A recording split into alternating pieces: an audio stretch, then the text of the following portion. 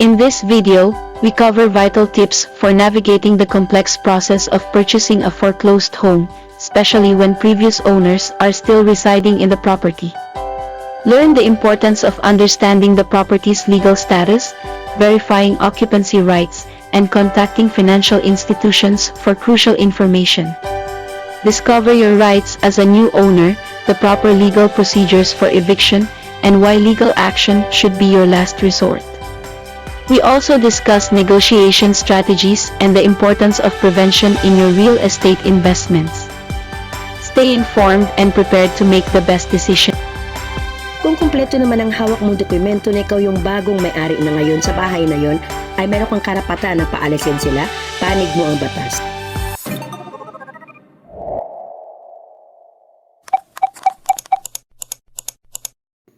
Hay, nagulat ka ba? Ang pagbili ng rimatang ari-arian isang mahusay na desisyon. Isang tahanan sa mababang halaga. Ngunit anong mangyari kung ang bahay na nais mo ay mayroon palang nakatira? At inisip natin kung paano natin ipaalam sa previous owner na kailangan na nilang umalis. Huwag kang mag-alala, Kabing DR. Narito ako para i-guide ko kayo step by step kung ano ang mga dapat ninyong gagawin. Tandaan, mga Kabing DR, ang kabutihan ay mahalaga sa ganitong sitwasyon. Excited ka na sa bagong mong tahanan, ngunit paano mo itrato ang previous owner ng may respeto? At ito po ang paraan para harapin ito. Ating pag-aaralan ng mga Kabing DR kung ano ang ating gagawin kung mahaharap tayo sa ganitong mga sitwasyon. First thing first, knowledge is power. Bago tayo magsimula mga Kabing DR, inhale po muna tayo at mag-gather tayo ng mga impormasyon. Atin po munang alamin ang kalagayan ng property. Ating aalamin kung sila po talaga ang tunay na previous owner at tingnan po natin ang hawak ting dokumento at tayo po mag-imbestiga para dito. Sa Pag-ibig, sa SSS, sa bangko, sa BFS o alinmang institusyon na kayo nag-a-apply ng foreclosed property. Kung saan mga Kabing DR, mga institutions na aking binanggit ay nagbibinta ng mga foreclosed properties. At unawaan nito yung maigi ang kanilang mga policies. Hanggat maaari mga Kabing DR, ating aalamin kung may nakatira ba o wala. Once na nalaman mo ito lahat mga Kabing DR, makakabuo ka na ngayon ng plano kung anong pinakamaganda, pinakamainam at pinakamahusay na hakbang na iyong gagawin. Kung kumpleto naman ang hawak mong dokumento na ikaw yung bagong may-ari na ngayon sa bahay na yon, ay meron kang karapatan na paalisin sila, panig mo ang batas. First, magkaroon ka ng eviction notice at kausapin mo yung previous owner na ikaw na yung bagong may-ari at ikaw na po yung nanalo at ipakita mo sa kanila ang mga documents mo hawak. Sa ganitong paraan, mabigyan yung previous owner ng time frame para sila ay lumipat at umalis.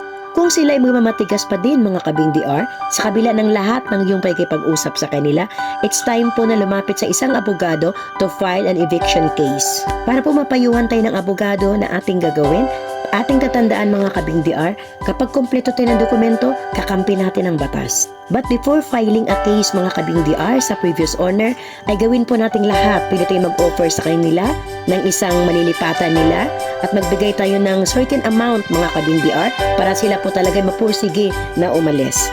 At minsan naman mga Kabing DR ay kailangan natin magbalik talaga sa kanila dahil may nagawa na sila dun sa property, mayroon na silang pinaayos, napaganda na nila ito. Lagi po natin tatandaan mga Kabing DR, sa magandang pakikipag-usap may magandang patutunguhan. Kaya sa mga occupied properties mga Kabing DR na ating nais na makuha o nagugustuhan natin o napanalugnan natin sa anumang institusyon ng mga foreclosed properties, atin na pong ihanda ang ating mga sarili sa ganitong mga pagkakataon. Para po maiiwasan mga Kabing DR ang ganitong pagkakataon na magkaroon ka ng problema sa mga occupied properties, bago mo po i-bid, kailangan po iyo itong i-visit or puntahan nyo po kung ito po occupied or unoccupied talaga. Dahil kalimitan mga Kabing DR, ang nakalagay sa website ng mga institusyon ng mga foreclosed properties ay unoccupied, pero pag inyong i-visit ito ay may nakatira na po. Dahil na nag-inspeksyon mga Kabing DR ang mga institusyon ng mga foreclosed properties, wala naman talagang nakatira. Pero noong sa tagal ng panahon na hindi wala pong nanalo sa bidding, wala pong bumili nito, ay tiniran po ito ng mga illegal squatters mga Kabing DR or mga walang pahintulot na bigla na lang pumasok sa bahay na ito.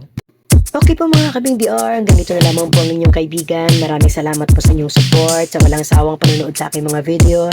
Until my next video po, sana po ay tagkilikin po ninyo at panoorin ang mga sunod pa mga videos. God bless po, love you all!